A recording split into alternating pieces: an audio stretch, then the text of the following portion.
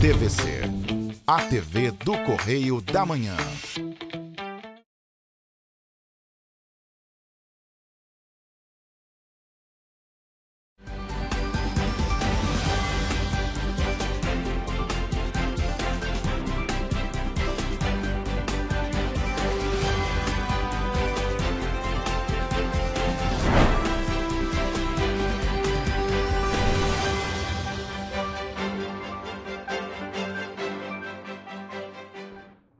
Olá, começa agora mais um Correio Petropolitano na TV, primeira edição. Eu sou Rafaela Cordeiro e estamos ao vivo dos estúdios da TV Correio da Manhã em Petrópolis, trazendo as principais notícias da região, especialmente para você.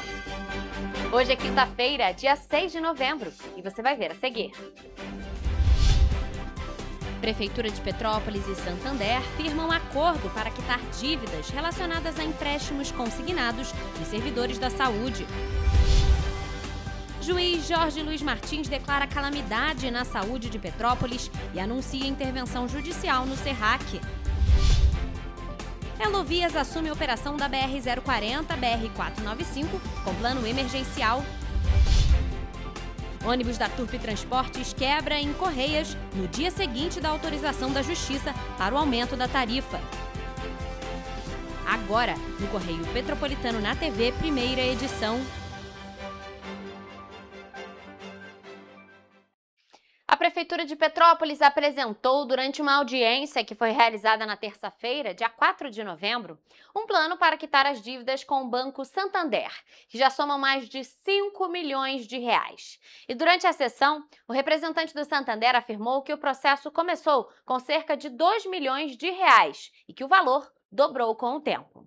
O encontro foi conduzido pelo juiz Jorge Luiz Martins e contou com a presença do Procurador-Geral da Prefeitura, Fernando Fernandes, do secretário de Fazenda, Fábio Júnior, e de representantes da Secretaria de Saúde e do Banco Santander. Na audiência, o representante da instituição financeira afirmou que o processo começou com cerca de 2 milhões de reais e que o valor aumentou com o passar do tempo, chegando a 5 milhões de reais. A sessão é um desdobramento de uma petição judicial movida pelo Banco Santander contra a Prefeitura, solicitando que o órgão realize o repasse imediato de cerca de 3 milhões e meio de reais. Esse valor é referente aos empréstimos consignados dos servidores da saúde.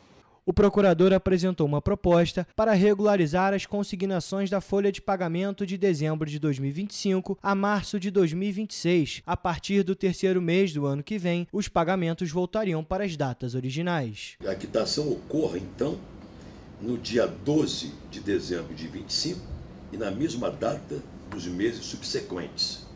É isso?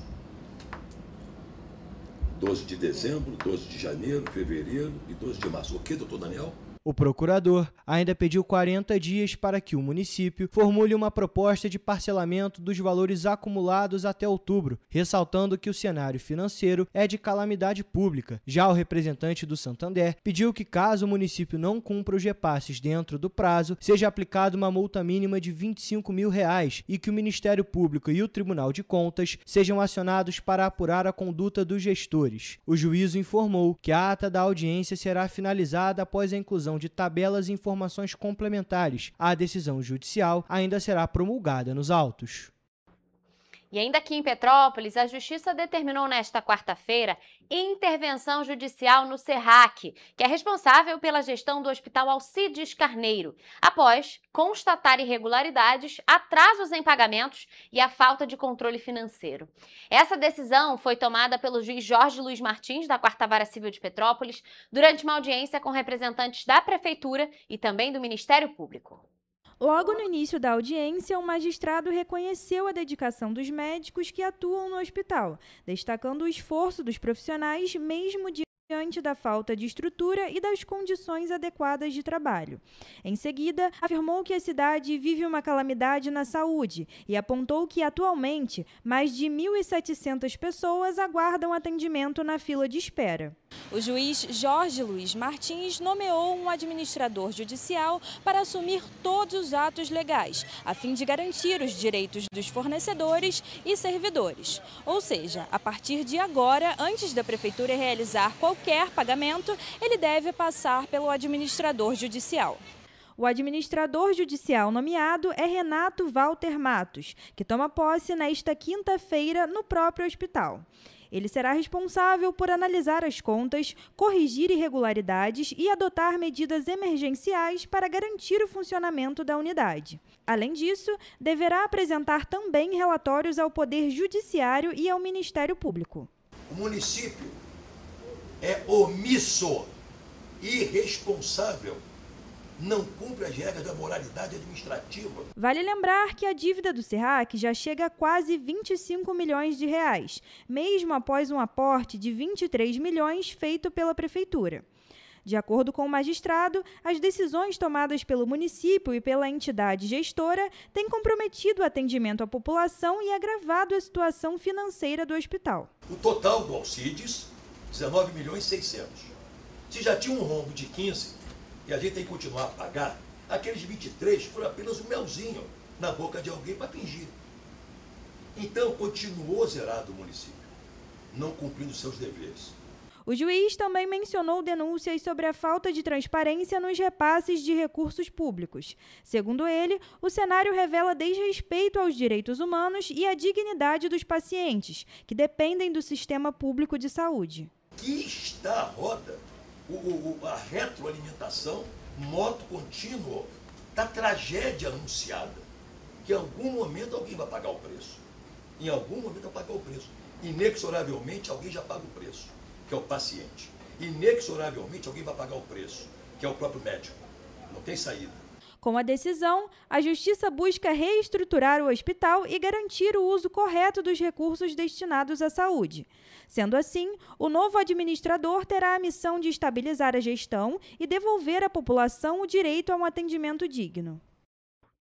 A posse do novo administrador do SERRAC, que aconteceria na manhã desta quinta-feira às 10 horas da manhã, Renato Walter Matos, foi adiada para amanhã desta sexta-feira. Nossa equipe vai acompanhar e você garante mais atualizações aqui na TV Correio da Manhã. Mas agora mudando de assunto, gente, a BR-040, no trecho que liga Juiz de Fora ao Rio de Janeiro, passou oficialmente para a gestão da concessionária Elovias. A empresa promete uma série de melhorias nos próximos meses, entre elas obras emergenciais, a recuperação do asfalto e nova sinalização. A Elovias assumiu na terça-feira, dia 4 de novembro, a operação da BR-040-495 em um total de mais de 218 quilômetros de rodovia. A transição, iniciada no dia 29 de setembro com a assinatura do contrato, entra agora em uma nova fase com a concessionária assumindo integralmente os serviços de conservação, manutenção e operações. Nos primeiros 100 dias, a prioridade é a recuperação funcional do asfalto, revitalização da sinalização e ações de conservação. O objetivo é garantir mais segurança e fluidez, principalmente nos trechos mais afetados. Desde a assinatura do contrato, a empresa dedicou os últimos 30 dias para a realização de um diagnóstico técnico completo da infraestrutura existente. Edson Rodrigues é um dos motoristas que passam pela rodovia todos os dias e destacou que, desde então, a estrutura do local só piora. Olha, só piorou. Eu não vi uma melhoria. A única melhoria que tentaram fazer foi naquela curva do quilômetro 93 mais 600, que a gente chama isso, que tentaram melhorar a tangente da curva, onde os caminhões sempre tombam. Só piorou, não adiantou nada. Com o início da operação plena, a concessionária, em conjunto com a Agência Nacional de Transportes Terrestres, dá início ao plano de 100 dias, que prevê intervenções emergenciais e melhorias de curto prazo para aprimorar a segurança e a fluidez do tráfego. Eu acho que a prioridade tem que ser pavimentação, e usando pavimentação adequada. Quando essa rodovia foi construída em 1928, ela era em concreto. Hoje, a manutenção dela está sendo feita com CBUQ, essa mistura, como eu disse, elas não se combinam. Os motoristas também notaram mudanças no pedágio. A nova cobrança começou a valer na terça-feira e passou de R$ 14,50 para R$ 21,00, um aumento de 45%. Esse aumento não é justo porque eles não investiram um centavo. Quem está investindo, a princípio, é o povo petropolitano, principalmente, né, que é o que mais faz uso dessa estrada. O engenheiro destacou também quão perigosa é a estrada e relembrou a quantidade de acidentes recentes de caminhões na localidade. O traçado da estrada é muito antigo, então na época que foi feita a estrada, ela foi feita por um caminhão de um eixo, 2 eixos. Hoje tem caminhão com 18, 20 rodas, tem bitrem, tem servões enormes que a sinuosidade da estrada não comporta isso. A promessa é que algumas melhorias comecem a aparecer logo nas próximas semanas. Motoristas que utilizam a estrada todos os dias esperam que as condições da rodovia melhorem. Mas, por enquanto, a situação ainda é incerta. Por enquanto, sinceramente, está sendo uma incógnita, porque a Elovias não foi muito simpática com o povo petropolitano. Como eu disse, ela chegou de uma forma com esse aumento abrupto. Então, eu não sei, nesse projeto deles de 100 dias, ainda não está muito claro o que vai ser atacado mais rapidamente. Espero que seja pavimentação. A nossa BR-040 está precisando de muitas melhorias e é isso que a população, principalmente petropolitana, das cidades aqui do entorno, aguardam muito com essa nova concessão. Mas ainda falando em mobilidade urbana, um ônibus da empresa Turpi Transportes quebrou na tarde desta quarta-feira, próximo à ponte de Correias, aqui em Petrópolis. E essa falha mecânica do veículo foi registrada no dia seguinte da audiência, na qual foi autorizado o aumento do preço da passagem dos coletivos da empresa a partir da semana que vem, no dia 11 de novembro. Um coletivo da linha 700, que faz o trajeto Centro-Itaipava, quebrou no início da tarde desta quarta-feira, próximo à ponte de Correias no sentido Itaipava, em Petrópolis. Após a falha mecânica, imagens mostram os passageiros do ônibus sendo encaminhados a outro veículo da empresa para continuar o trajeto, e carros de passeio precisando invadir parte da contramão para passar pela localidade. Essa ocorrência tem uma série de pontos que podem ser destacados. O primeiro deles é que, praticamente no mesmo lugar, mas no sentido centro, um outro veículo da Turpi havia quebrado na manhã de terça-feira e a população não fica nada satisfeita com a situação. Tá terrível o ônibus aqui, só quebrando. Horrível, né? Tá demais. Não ter ônibus. Hoje mesmo no meu bairro o pneu estava furado, todo mundo desceu o morro. O outro ponto a ser destacado é que na própria terça-feira, dia 4 de novembro, o juiz da 4ª Vara Civil de Petrópolis, Jorge Luiz Martins, autorizou o aumento da passagem dos ônibus da empresa para R$ 5,90. Esse aumento na passagem acontece mesmo com todas as questões e falhas nos serviços, como é o caso da linha 639, que faz o trajeto entre a rua Max Manuel Mouter e Centro, que não cumpriu com algumas viagens em alguns períodos da manhã, tanto no dia 4, dia da decisão, quanto no dia 5 de novembro. Ah, tá uma vergonha. As pessoas saem para trabalhar, às vezes não tem como voltar para casa, tudo por conta de greve, às vezes também o ônibus está quebrado, fora a tarifa vai subir de novo. Aí as pessoas trabalham, a tarifa está alta e mesmo assim não tem ônibus para andar direito, ônibus ruim, banco quebrado, está sempre quebrando. Nós vamos agora a um rápido intervalo e você vai ver a seguir. Ataque de abelhas deixa crianças e adultos feridos em 3 Rios. O Ministério Público do Rio de Janeiro aponta que gerente de banco de 3 Rios desviou mais de R$2 milhões. Polícia Federal recupera R$45 milhões roubados de correntistas da Caixa Econômica Federal. Mulher é presa por envolvimento no tráfico de drogas e abandono de incapaz em Nova Friburgo. O Correio Petropolitano na TV, primeira edição, volta já.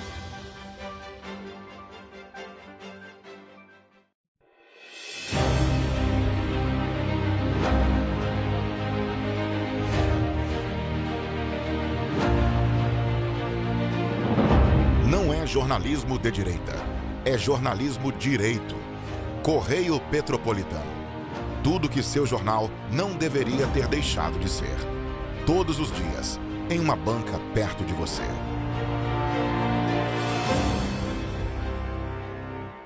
Petrópolis, uma cidade histórica, que agora tem um novo ponto de conexão.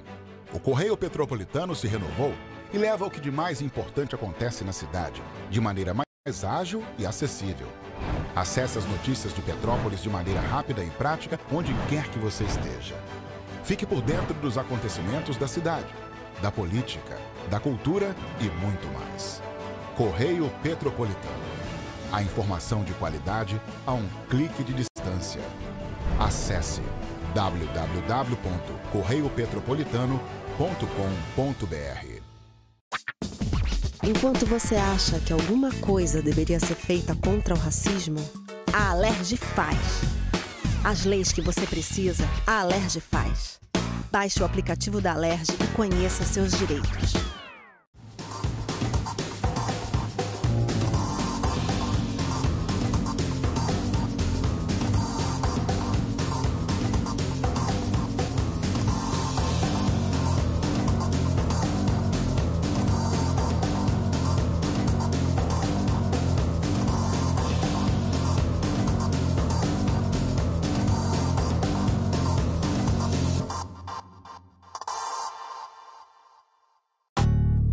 Janeiro, atração o ano inteiro. Tem descanso, tem folia. Noite e dia, alegria. Sol e praia, diversão. No prato ou copo, a festa, o bar, museu ou bloco. Show, cultura, história. Gravado na memória e no seu coração. Rio de Janeiro, vem se apaixonar.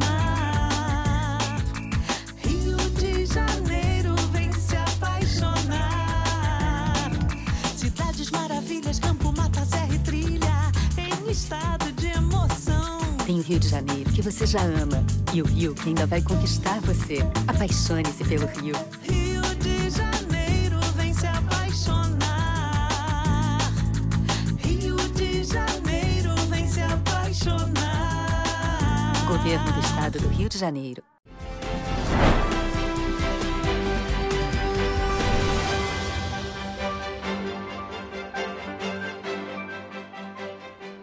Estamos de volta com o Correio Petropolitano na TV, primeira edição. Gente, olha só, um ataque de abelhas assustou moradores da cidade de Três Rios na tarde de terça-feira. O caso aconteceu em uma das avenidas mais movimentadas da cidade, a Avenida Prefeito Alberto Lavinas, que é mais conhecida como Beira Rio, e deixou 23 pessoas feridas, entre elas 15 crianças. Passa carro. Olha lá, o menino tá se abanando, ó. Olha lá, a moça pegou a mochila. Olha aí, correndo. Tadinho, tá cheio de abelha. Tá uma loucura lá pra baixo. O Corpo de Bombeiros foi acionado por volta das 5 horas da tarde de terça-feira para conter o enxame de abelhas na Avenida Prefeito Alberto da Silva Lavinas, no centro de Três Rios. De acordo com o secretário municipal de Educação, Ciência e Tecnologia, Bernardo Goitacazes, mães e crianças foram atacadas enquanto esperavam um ônibus em um ponto próximo aos colégios Américo Silva e Walter Franklin. Eu estou aqui à distância, o Colégio Municipal Walter Franklin aqui atrás. A gente teve um grande ataque de abelhas, tanto na Beira Rio quanto na Rua 7 de Setembro. As ruas estão interditadas. Várias mães nossas foram atacadas por abelhas no ponto de um ônibus, algumas crianças nossas também. Ao todo, segundo a corporação, 15 crianças e 8 adultos foram levados para a unidade de pronto atendimento e para o Hospital de Clínicas Nossa Senhora da Conceição. Segundo a Prefeitura, as crianças e 2 mulheres foram atendidas na UPA e liberadas ainda na noite de terça-feira, após exames. Foi feito todo o protocolo de atendimento, montamos um fluxo de atendimento para esses pacientes, mobilizamos todas as equipes de enfermeiro, médicos, técnicos de enfermagem, maqueiros, e os pacientes foram prontamente atendidos. O movimento na avenida ficou intenso durante o resgate, que também contou com o apoio de equipes do SAMU. Apesar do susto, ninguém ficou gravemente ferido. O Corpo de Bombeiros isolou a área e retirou as abelhas para evitar novos ataques. Olha, Ai, a abelha tá picando todo mundo aí. Apesar de muitas pessoas acharem que o ideal, em caso de ataque de abelha, é pular na água, a orientação dos bombeiros é para que, em casos como esse, as pessoas busquem abrigo imediato e evitem movimentos bruscos. Se você for atacada, não bata nas abelhas e não agite os braços. Corra em linha reta para um abrigo fechado, como um carro ou como um prédio. Enquanto você corre, proteja o rosto com a camisa ou com os próprios braços. Depois de seguro, raspe o ferrão lateralmente com um cartão, por exemplo, para evitar a inoculação do restante do veneno. E em casos mais graves, a orientação é ligar para o Corpo de Bombeiros através do número 193 ou procurar uma unidade de saúde. E sobre esse assunto, o Hospital de Clínicas Nossa Senhora da Conceição informou que até a tarde desta quarta-feira, uma vítima ainda estava internada em estado estável. E bom, gente, a primeira Promotoria de Justiça Criminal de Três Rios denunciou e obteve a prisão preventiva da gerente de banco Júlia Machado Cardoso Faria, que foi cumprida pela Polícia Civil pelo crime de furto qualificado praticado diversas vezes. As investigações apontam que mais de 90 clientes da cidade foram lesados em menos de 2 anos. De acordo com o Ministério Público do Estado do Rio de Janeiro, MPRJ, a gerente desviou mais de R$2 milhões da agência onde trabalhava, localizada no centro de Três Rios. Entre dezembro de 2022 e junho de 2024, 91 clientes foram lesados, principalmente idosos que recebiam benefícios previdenciários. Ainda segundo a promotoria, Júlia Machado realizava atendimentos presenciais na agência, estabelecia laços de confiança com clientes e mantinha contato com os correntistas por meio de aplicativos de mensagem, o que lhe conferia liberdade para operar os sistemas bancários. A gerente solicitava que os clientes inserissem suas senhas ou biometria sob pretexto de validar procedimentos legítimos, mas utilizava essas ações para contratar empréstimos pessoais e consignados em nome dos clientes sem o consentimento deles. A fraude foi descoberta depois de que um cliente percebeu movimentações irregulares de saques e depósitos em sua conta, incluindo um empréstimo de R$25 mil que não havia sido solicitado. O banco iniciou uma investigação interna e constatou que diversos correntistas haviam sido lesados pelo mesmo esquema. E, gente, ainda falando sobre desvio de dinheiro, a Polícia Federal realizou na quarta-feira a Operação Trampo, no Rio de Janeiro e também em São Paulo, com apoio do Ministério Público Federal. A ação faz parte da Força-Tarefa Tentáculos e tem como objetivo desmantelar e descapitalizar uma organização criminosa interestadual que fraudava o FGTS e também o auxílio emergencial, desviando milhões de reais de contas da Caixa Econômica Federal. Cerca de 100 policiais federais participaram da Operação Trampo, que cumpriu 27 mandados de busca e apreensão em 6 cidades, entre elas Rio de Janeiro, Niterói, São Paulo, Várzea Paulista, Salto e Indaiatuba. A Justiça Federal também determinou o sequestro de aproximadamente R$45 milhões em bens e impôs medidas cautelares a 21 investigados, como recolhimento de passaporte, proibição de sair do país e do estado, proibição de manter contato com os demais investigados e comparecimento mensal em juízo para informar e justificar atividades. Uma ação que objetivava desarticular e descapitalizar uma organização criminosa voltada para a prática de crimes contra a Caixa Econômica Federal, além de lavagem de dinheiro. Segundo as investigações, o grupo obtinha dados sigilosos de beneficiários da Caixa Econômica Federal e falsificava documentos para acessar as contas das vítimas. Os criminosos realizavam saques e pagamentos de boletos, desviando valores de pessoas em situação de vulnerabilidade social. As fraudes eram feitas pela internet, com conexões registradas em nome de terceiros, e envolviam diversos integrantes com funções específicas dentro da organização. Essa organização criminosa, ela agia através da obtenção ilícita de dados sigilosos de correntistas da Caixa Econômica Federal. E, a partir daí, efetivavam o acesso ao aplicativo Caixa Tem. A atuação do grupo envolvia diversos indivíduos na obtenção e uso dos dados bancários, configurando uma estrutura organizada e coordenada para a prática dos crimes. Uma outra forma de agir do grupo criminoso também se dava no atendimento presencial. Após obter ilicitamente esses dados dos correntistas, eles se dirigiam até as agências com documentos falsos e solicitavam no atendimento presencial a alteração, a modificação da conta de pagamento para que assim o dinheiro fosse recebido pelos criminosos. A Polícia Federal segue com as diligências para identificar todos os envolvidos, bem como para recuperar o dinheiro desviado e garantir a responsabilização dos autores. A Polícia Federal conseguiu sequestrar aproximadamente R$45 milhões que foram movimentados ilicitamente pela organização criminosa nos últimos 4 anos. Além desses valores, a Polícia Federal também apreendeu veículos, joias e outros objetos de luxo. Os investigados devem responder por crimes como organização criminosa, lavagem de dinheiro e furto qualificado por meio de fraude. A Polícia Federal reforça que ceder ou emprestar contas bancárias para movimentar valores ilícitos é crime. Essa prática alimenta o esquema de organizações criminosas e causa prejuízo a milhares de brasileiros.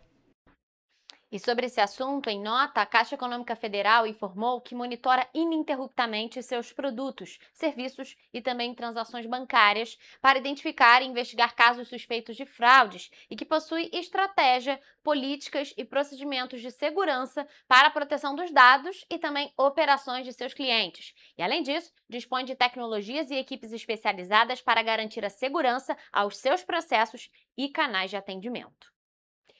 E bom, gente, uma mulher foi presa em flagrante na segunda-feira pelos crimes de tráfico de drogas e abandono de incapaz. Esse caso foi registrado no Morro do Cordeira, em Nova Friburgo, em uma ação conjunta das polícias civil e militar. De acordo com os agentes da Delegacia de Polícia da cidade, a mulher utilizava a própria residência para comercializar entorpecentes a pedido de narcotraficantes da região. No local, os policiais apreenderam uma sacola preta que estava embaixo de uma pilha de roupas sujas, contendo vários frascos de lança-perfume. Ainda na casa, um adolescente e 3 crianças de 2, 3 e 7 anos foram encontrados em péssimas condições de higiene. Os agentes ainda registraram que a casa estava suja e não havia comida pronta. No momento em que os policiais chegaram na casa, a mulher não estava presente, mas chegou poucos momentos após os agentes, alegando que estava trabalhando. Ela foi autuada em flagrante pelos crimes de tráfico de drogas e abandono de incapaz. E bom, gente, foi aprovado nesta quarta-feira o projeto de lei que determina a construção de reservatórios de água pluvial como uma medida de prevenção contra alagamentos no município de Petrópolis. Essa proposta tem como objetivo reduzir os impactos provocados por fortes chuvas e temporais, promovendo ações de drenagem e contenção mais eficazes. Quem vai trazer mais informações sobre este assunto para a gente agora ao vivo é a nossa repórter Evelyn Carvalhais. Evelyn, boa tarde para você. Olha, isso seria um projeto super interessante se aprovado, né, como lei, e porque a gente sabe que a nossa cidade historicamente é atingida por temporais e fortes chuvas, não é isso mesmo? Boa tarde para você. Boa tarde, Rafa. Boa tarde a todos que estão nos acompanhando. Exatamente. A proposta tem autoria do presidente da Câmara Municipal, o vereador Júnior Coruja. Estabelece que o Poder Executivo, com base em laudos da Defesa Civil, do Corpo de Bombeiros Militar, em estudos técnicos, identifique as áreas de maior risco de alagamento e defina os locais adequados para a implantação dos reservatórios. A construção poderá ser realizada tanto pelo poder público quanto pela iniciativa privada, mediante autorização e regulamentação do município. Nos casos de obras particulares, o responsável poderá definir a destinação das águas retidas desde que respeitada a legislação vigente. A proposta ainda destaca o caráter ambiental e sustentável da medida, permitindo o reaproveitamento da água pluvial para diferentes finalidades, o que contribui para o uso consciente dos recursos hídricos. De acordo com o vereador, os reservatórios de água pluvial são uma alternativa viável e eficiente para reduzir os impactos das chuvas e evitar prejuízos à população. Além de prevenir alagamentos, a medida contribui para o aproveitamento racional da água e a preservação ambiental. O projeto segue agora para análise e sanção do Poder Executivo Municipal. Volto com você, Rafa. Evelyn, esse projeto é interessante porque a gente sabe, como eu falei aqui, historicamente Petrópolis é atingida por fortes chuvas e temporais. E aqui no centro da cidade sempre é atingida por alagamentos quando chove muito forte. E o escoamento da água não é muito bom. A gente tem até o nosso túnel extravasor, que passou agora por uma grande obra para que ele faça esse papel. Mas claro que esses reservatórios poderiam ajudar e muito. Evelyn, muito obrigada aí por suas informações e, claro, sua participação aqui com a gente mais uma vez. E bom, gente, nós vamos agora a um rápido intervalo, mas não saia daí porque a gente volta daqui a pouquinho com o Correio Esportivo. É já já!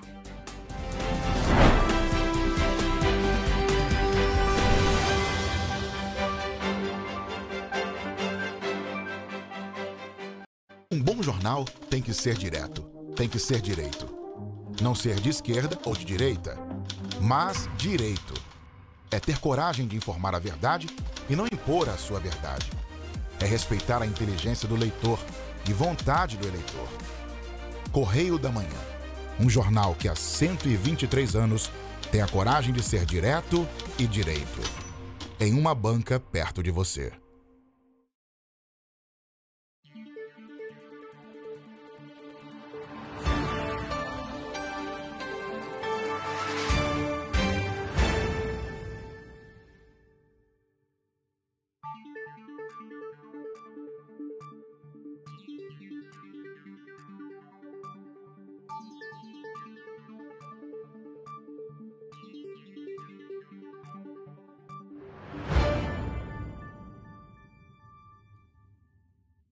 Petrópolis, uma cidade histórica, que agora tem um novo ponto de conexão. O Correio Petropolitano se renovou e leva o que de mais importante acontece na cidade, de maneira mais ágil e acessível. Acesse as notícias de Petrópolis de maneira rápida e prática, onde quer que você esteja. Fique por dentro dos acontecimentos da cidade, da política, da cultura e muito mais. Correio Petropolitano. A informação de qualidade a um clique de distância. Acesse www.correiopetropolitano.com.br. Enquanto você imagina que poderia rolar desconto na conta de luz, a Alerj faz. As leis que você precisa, a Alerj faz. Baixe o aplicativo da Alerj e conheça seus direitos. Falar em combater a criminalidade sem investir pesado em tecnologia, isso é iludir as pessoas. Por isso estamos investindo R$1 bilhão na segurança do estado do Rio. Melhorou, mas eu quero mais. Nós não podemos deixar essa guerra ser tão desigual. Não é justo com a nossa sociedade. Melhorou, mas eu quero mais. Nós não vamos perder essa oportunidade de proteger mais as pessoas. É nossa obrigação, é o nosso dever, é a nossa vontade. Melhorou, mas eu quero mais. Você tá vendo que tem mais policiais nas ruas. É onde eles têm que estar mesmo, cada vez mais. É, melhorou, mas eu ainda quero mais. A violência nunca vai acabar por completo. Todo mundo sabe disso. Mas os criminosos vão ter vida fácil no Rio? Pode apostar que não. Melhorou. Mas a gente quer mais. O governo do estado do Rio também quer. É por isso que a gente vai continuar investindo, vai continuar melhorando. Governo do estado do Rio de Janeiro.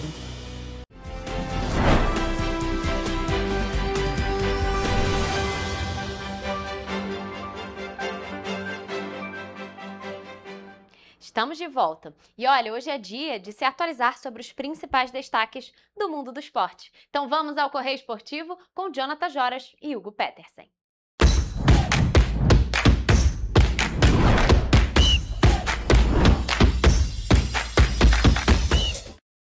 Olá, começamos agora mais um Correio Esportivo, um momento de focar em esportes aqui na TV Correio da Manhã. E hoje nós vamos dar destaque a futebol e Fórmula 1. Começamos a nossa edição com a Série B1, competição na qual o Serrano empatou nesta quarta-feira jogando no estádio Atílio Marotti em Petrópolis. A partida disputada contra o São Cristóvão terminou em 2-2 e os gols do Leão da Serra foram marcados por Gutinho e Marcelinho. Com esse resultado, o Serrano acumula um total de 15 pontos e está na quarta colocação da competição, uma posição atrás do Petrópolis, que venceu na rodada e está com 16 pontos. Exatamente, Jonathan. Também na quarta-feira, o Petrópolis FC venceu o Artsul por 1-0 com um gol solitário de Átila Pereira.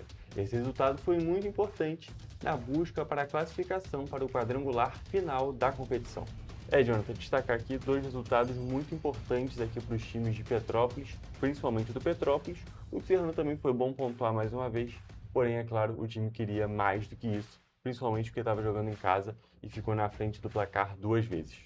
É muito ruim você tomar a virada 2 vezes, ainda mais jogando dentro de casa, né? Você ainda, além de você criar a expectativa para a torcida, você desperdiça pontos, visto que jogar fora de casa é muito mais difícil. São Cristóvão é um time chato, né? Jogar contra o São Cristóvão lá é muito mais difícil que jogar com o São Cristóvão dentro de casa, no caso do Serrano. Mas é muito importante a gente ver os times aqui da cidade, os times de Petrópolis aí, bem na classificação, né? O Serrano com 15 pontos e o Petrópolis com 16. Exatamente. E a gente tem que destacar que agora a gente está na reta final mesmo. Na reta final não, só falta um jogo para acabar a competição. E nesse sábado, dia 8, acontecem os dois últimos jogos, um de cada time aqui de Petrópolis. E eles têm desafios muito complicados.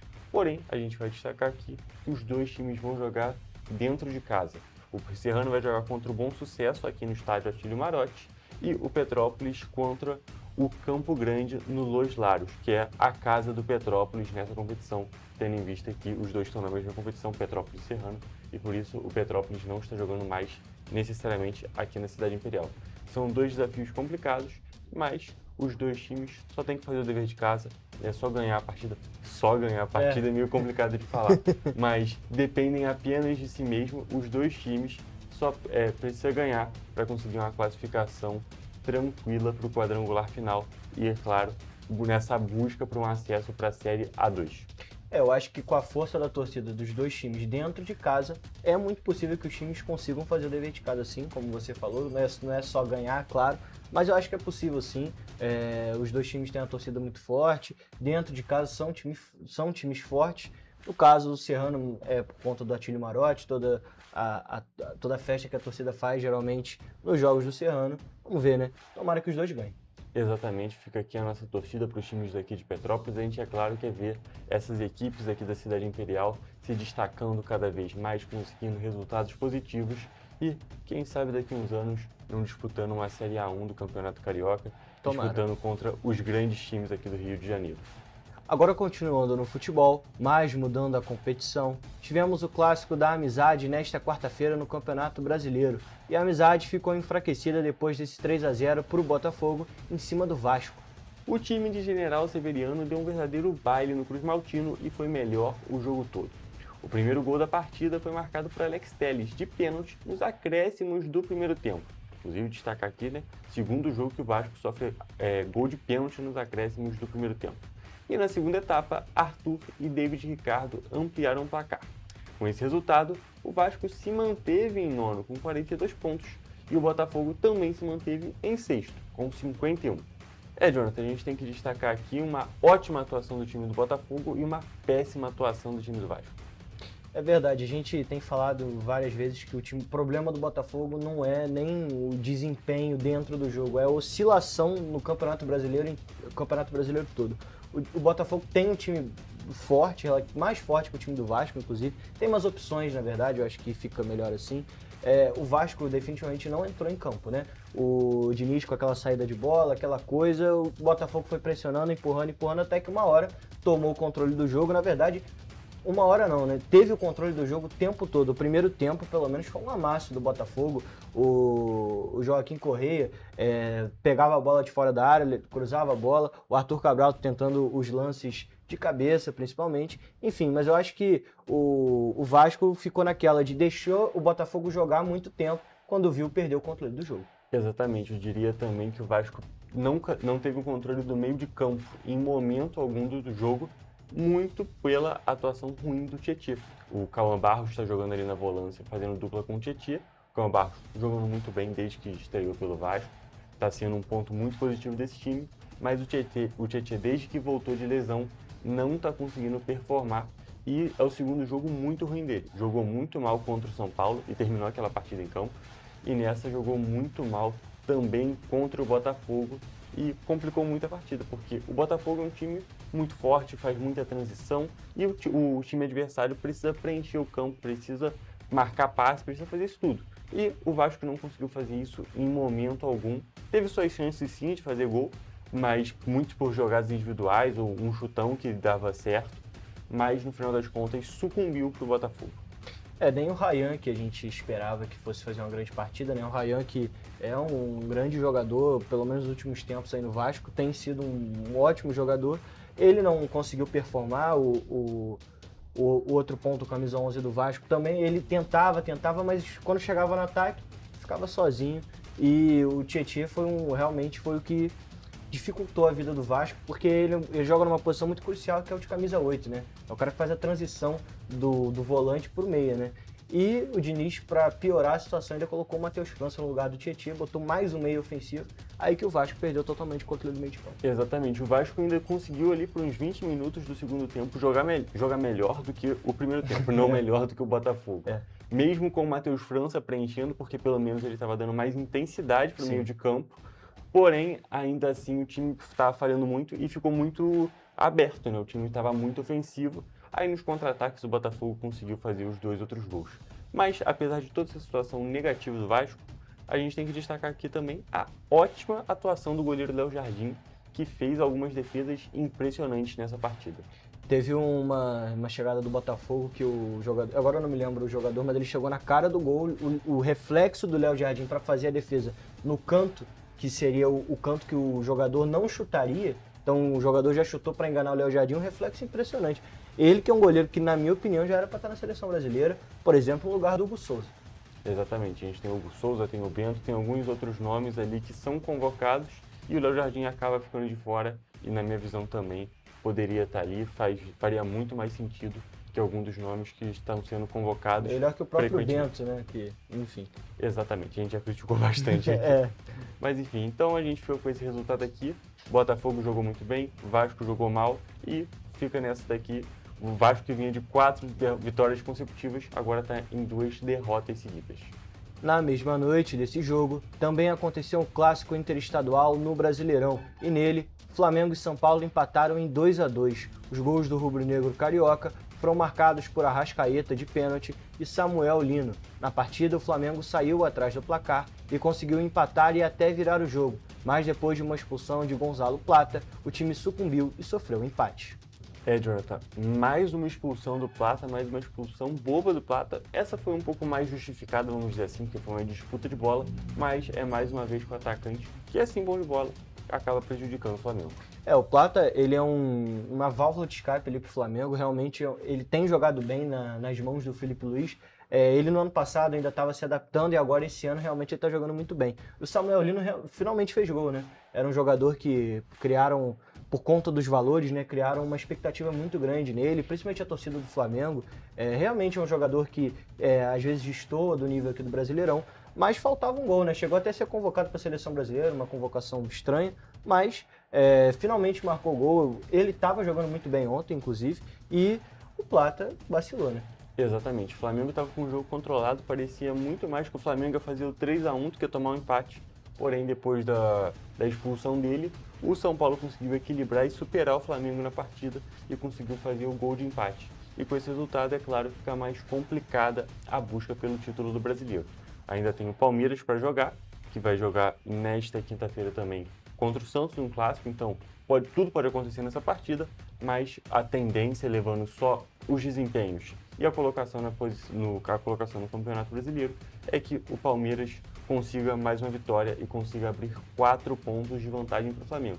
Inclusive, só fazer um pequeno destaque aqui, que tanto o Palmeiras quanto o Flamengo tem que abrir o olho, porque o Cruzeiro está com 63 pontos e se eles derem mole, principalmente levando em consideração o final da Libertadores, possivelmente os times vão ter que poupar, o Cruzeiro pode alcançar só esse pequeno destaque aqui. Seria um tanto quanto surpreendente, né? Não que o Cruzeiro seja um time ruim, mas é um time que ele, em certo momento, chegou a disputar ali a liderança com o Flamengo, principalmente, que o Palmeiras ele foi chegando aos poucos, como sempre, né? O Palmeiras ele vai, nem percebe, quando chega ele já é líder. Mas o Cruzeiro chegou a disputar ali a liderança em um determinado momento e agora afastou um pouco, mas vamos ver, né? Eu acho que, mesmo assim, realmente, os times têm que abrir o olho, mas eu acho que o Cruzeiro não tem time o suficiente para chegar nessa posição. Concordo plenamente, porque o Palmeiras e o Flamengo, eles têm elenco, né? Não é só o time principal. O Cruzeiro tem um time muito bom, mas as opções do banco de reserva Os 11 titulares são bons, os reservas, né? Realmente. Exatamente. E só fazer um pequeno destaque aqui, agora trocando de assunto, mas ainda falando de brasileiro, nós não falamos de Fluminense. Porque o Fluminense ainda não jogou no momento dessa gravação. O time vai enfrentar o Mirassol dentro do Maracanã na noite dessa quinta-feira. E agora, mudando de assunto, para poder finalizar a nossa edição de hoje, acontece neste fim de semana o Grande Prêmio de São Paulo de Fórmula 1. A corrida aqui no Brasil acontece no formato de fim de semana de sprint, ou seja, vão ser 2 corridas em 2 dias. E a corrida sprint está marcada para começar às 11 horas da manhã de sábado, já a corrida principal às 2 horas da tarde de domingo. E as corridas de Interlagos sempre são boas de assistir e essa está prometendo muito, porque tudo pode acontecer neste fim de campeonato, que tem 3 pilotos com chances reais de título e previsão de muita chuva na região, já um padrão de São Paulo. Exatamente, Jonathan. Sempre tem muita chuva em Interlagos, muita emoção, muita coisa pode mudar. E a gente está precisando de uma corrida assim na Fórmula 1, que nessas últimas corridas, essas últimas provas, não tem tido tanta emoção. Apesar de uma ótima corrida no México que a gente teve nessa última edição. Mas, gente, agora, infelizmente, o nosso tempo já acabou. Então, até a próxima com as principais notícias do mundo dos esportes. Até a próxima.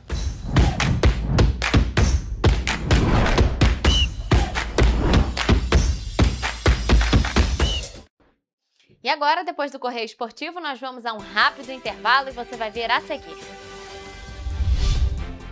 Força Aérea Brasileira vai sediar 61º Campeonato Mundial Militar de Pentatlo Aeronáutico no Rio de Janeiro. Entenda como é calculada a nota das provas objetivas do Enem 2025. O Correio Petropolitano na TV, primeira edição, volta depois do intervalo.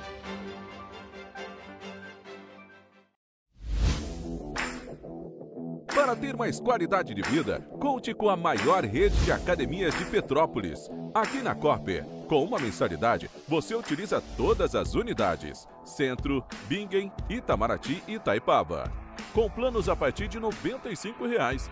A academia oferece ambientes modernos para você cuidar da sua saúde com segurança. Os espaços contam com dezenas de aparelhos de musculação, diversos equipamentos para aeróbico e funcional. Além, é claro, de profissionais qualificados e uma extensa grade de aulas coletivas, que inclui dança, bike, jump, wolf fit, step fit, entre outras. Nossas estruturas são equipadas com salas de musculação e aulas coletivas, salas de avaliação física e nutricional, vestiários e estacionamentos amplos. Venha nos fazer uma visita e surpreenda-se!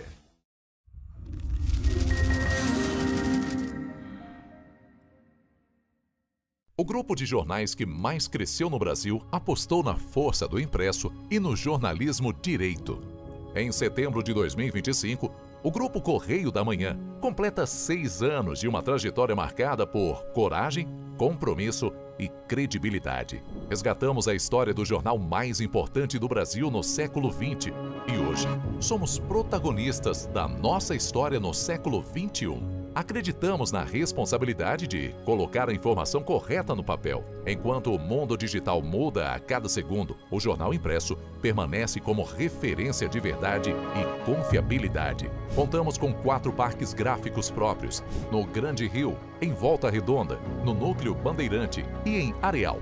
Em Brasília, equipados com 8 rotativas de alta tecnologia que produzem todos os nossos jornais em cores. São 5 jornais diários.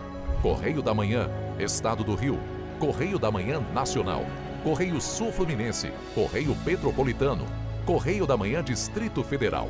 E o grupo vai além. Abriga o tradicional Jornal da Barra, com 35 anos de história, a lendária revista O Cruzeiro e o Jornal de Turismo, publicado há 59 anos.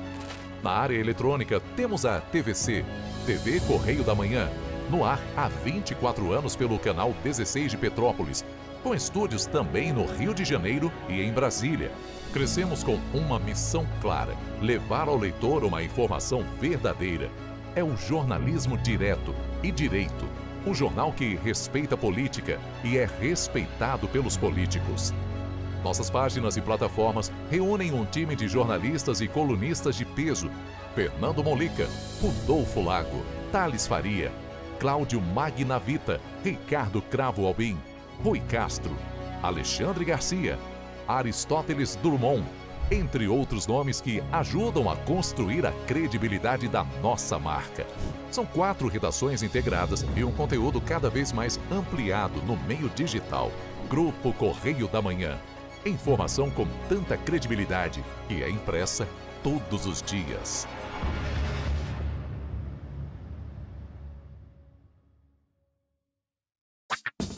Enquanto você pensa que poderia ganhar igual aos homens, a Alerj faz. As leis que você precisa, a Alerj faz. Baixe o aplicativo da Alerj e conheça seus direitos.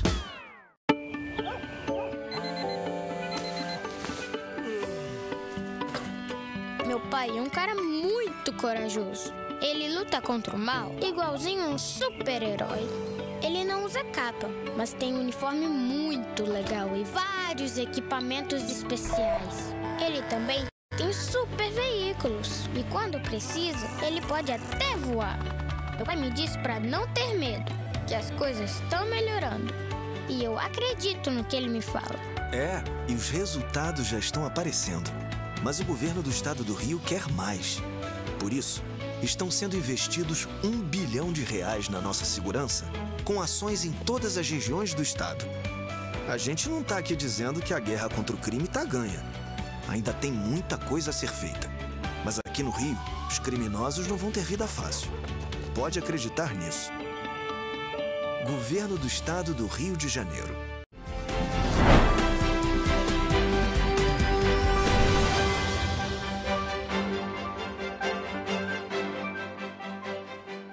Estamos de volta.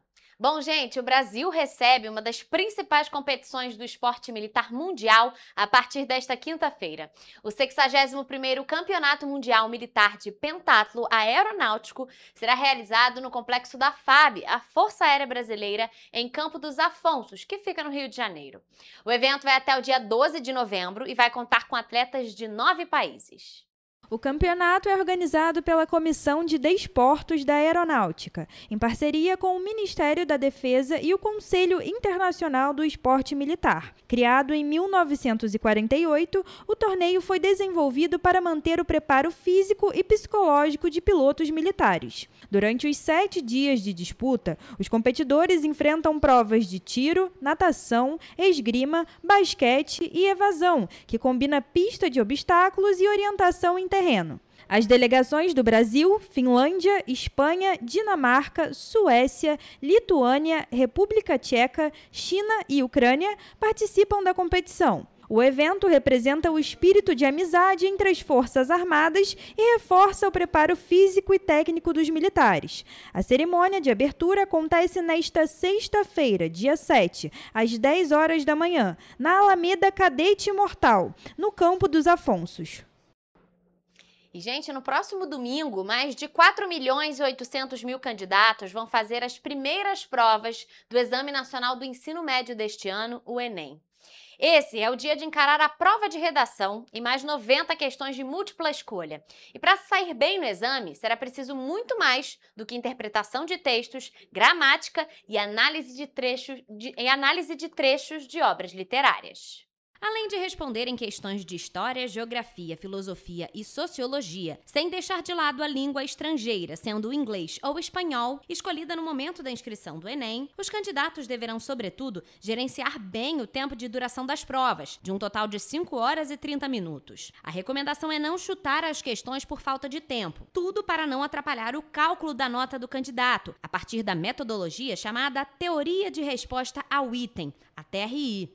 Adotada pelo Instituto Nacional de Estudos e Pesquisas Educacionais Anísio Teixeira, o INEP, para calcular a nota do exame. A recomendação vale também para o segundo dia de provas, no dia 16 de novembro, quando os candidatos terão testados os conhecimentos nas seguintes áreas: matemática, biologia, química e física, com foco total em raciocínio lógico e aplicação de fórmulas. No Enem, não são utilizados pesos para cada questão para o cálculo das notas. O INEP adota a TRI, que considera para o cálculo da nota a coerência das respostas corretas do participante. Esse modelo matemático identifica a consistência da resposta segundo o grau de dificuldade de cada questão. A metodologia da teoria ainda pontua os acertos dos candidatos, considerando a particularidade de cada questão, conforme suas características e parâmetros. Cada item leva em conta 3 variáveis, chamadas de parâmetro no cálculo total da nota. O parâmetro de discriminação, que é o poder que cada questão possui de diferenciar participantes que dominam a habilidade avaliada daqueles que não dominam. O parâmetro de dificuldade, quanto mais difícil a questão, maior o seu valor, e o parâmetro de acerto casual, que é a probabilidade de um participante acertar a questão no chute, sem necessariamente ter o domínio do tema. Enfim,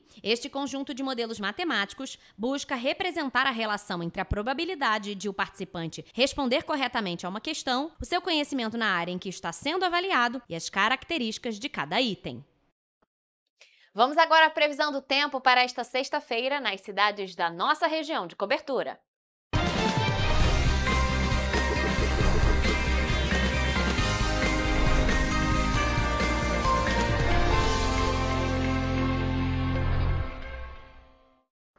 Gente, estamos chegando ao fim de mais uma semana e pelo menos aqui em Petrópolis, eu sei que em algumas outras cidades da nossa região de cobertura, nessa quinta-feira tá frio e tá chovendo. Então como é que será que vai estar amanhã? E por isso eu já tô aqui ao vivo com a Mariana Braga, que vai trazer as informações sobre a previsão pra gente.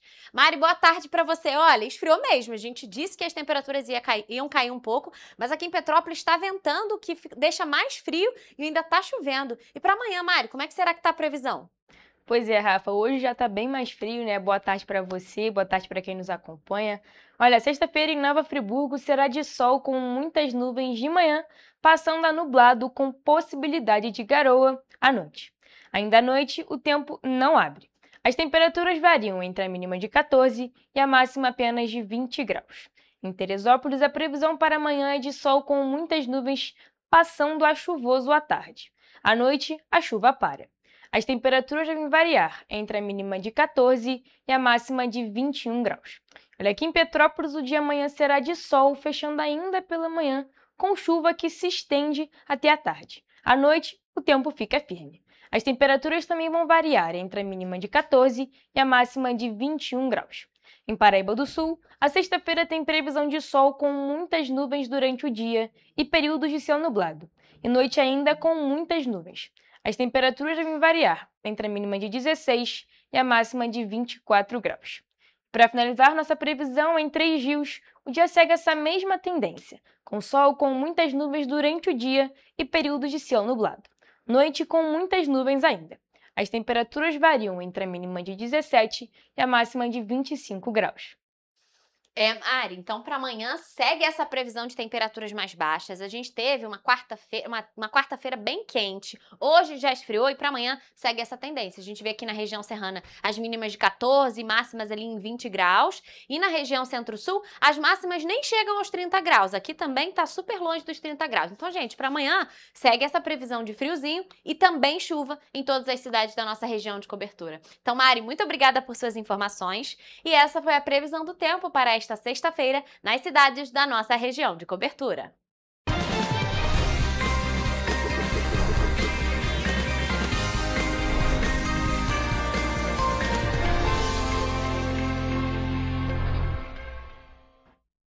Pessoal, a gente fica por aqui, mas mais notícias e informações você encontra nos nossos telejornais, além do nosso site em correiopetropolitano.com.br e as nossas redes sociais. Siga a gente para se manter sempre informado. Amanhã, gente, sexta-feira, então nosso encontro está marcado. Eu estarei ao vivo a partir de 1h da tarde, esperando por vocês. Até lá!